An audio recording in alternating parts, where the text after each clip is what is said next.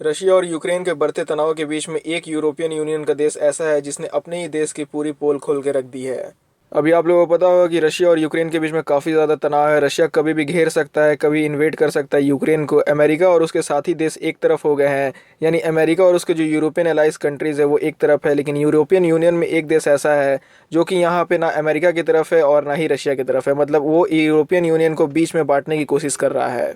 यहाँ पे हम लोग कौन सी देश की बात कर रहे हैं, तो वो है जर्मनी। जर्मनी के नेवी चीफ वाइस एडमिरल अभी इंपॉर्टेंट विजिट पे इंडिया आए थे, जहाँ पे एक मीटिंग में उन्होंने जर्मनी की जो फॉरेन पॉलिसी उसको पूरा एक्सपोज कर दिया। जहाँ पे उन्होंने ये बता दिया, जहाँ पे उन्होंने ये खुलकर कह दिया कि जर्मनी रशिया के खिलाफ कभी भी नहीं जाएगा। जो भी यूरोपियन यूनियन की कंट्री को यूक्रेन को हथियार सप्लाई करना है, मिलिट्रीली सपोर्ट करना है, वो करे, लेकिन जर्मनी बिल्कुल सपोर्ट नहीं करेगा। और साथ ही में जर्मनी ने यहाँ पे ये भी क्लियर कर दिया कि रशिया के अगेंस्ट में अमेरिका के साथ वो नहीं खड़े रहेगा। वाइस एडमिरल के एचिम स्नोबैक अभी जो हाल ही में इंडिया में अपनी एक इंपॉर्टेंट विजिट पे आए थे, उन्होंने ये सभी बातें क्लियर कर दी है। वैसे मैं आप लोगों को बता दूं कि जर्मनी की जो सरकार है उन्होंने ये सब बात को खारिज कर दिया है।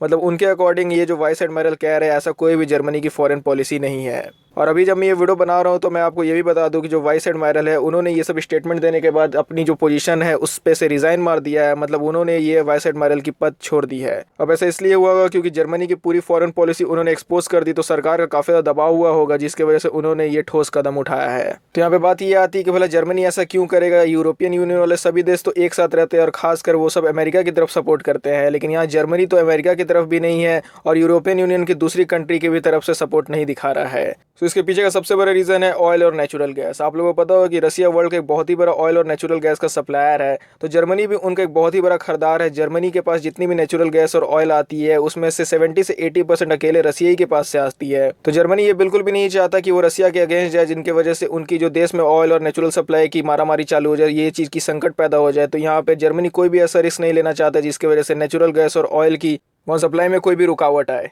इसलिए यहाँ जर्मनी ने क्लियर कर दिया है वो लोग कोई भी मिलिट्रीली सपोर्ट नहीं करेंगे यूक्रेन को, ना ही कोई हथियार देंगे। उन्होंने ये कहा है कि भले वो लोग हॉस्पिटल बना देंगे लेकिन मिलिट्रीली सपोर्ट नहीं करेंगे। और जर्मनी ने एक और बात भी क्लियर कर दिया है कि जर्मनी जो भी देश के साथ हथियार बनाता है तो वो भी देश को मना कर दिया यूक्रेन को हथियार भेजने से। जैसे जर्मनी और लिथुआनिया एक साथ मिलकर हथियार बनाते, लिथुआनिया भी यूरोपियन यूनियन की एक कंट्री है, तो लिथुआनिया को भी जर्मनी की तरफ से मना कर दिया गया है कि यूक्रेन को कोई भी हथियार की सप्लाई ना किया जाए। यहाँ फ्रांस, स्पेन, इटली, पोलैंड सभी एक तरफ खड़े हैं, अमेरिका के सपोर्ट में खड़े हैं और रशिया के अगेंस्ट में है कि रशिया अगर यूक्रेन पे कुछ भी इन्वेजन करता है तो बहुत बड़े बड़े हैवी सैंक्शंस लगाए जाएंगे अमेरिका की तरफ से, यूरोपियन यूनियन की तरफ से। लेकिन यहाँ जर्मनी का जो रवैया है वो बिल्कुल अलग है। जर्मनी का आपको रवैया से समझ में आ ही रहा होगा कि जर्मनी ना ही यूएस की तरफ से है ना ही रशिया की तरफ से वो बहुत एक्शन लेना चाहता है, जिसकी वजह से वो एकदम यहाँ न्यूट्रल रहना चाहता है। और इसकी ये न्यूट्रल वाली जो अभी हरकत है, ये जो पोजीशन है, ये यूरोपियन यूनियन को बांटने का काम कर रही है।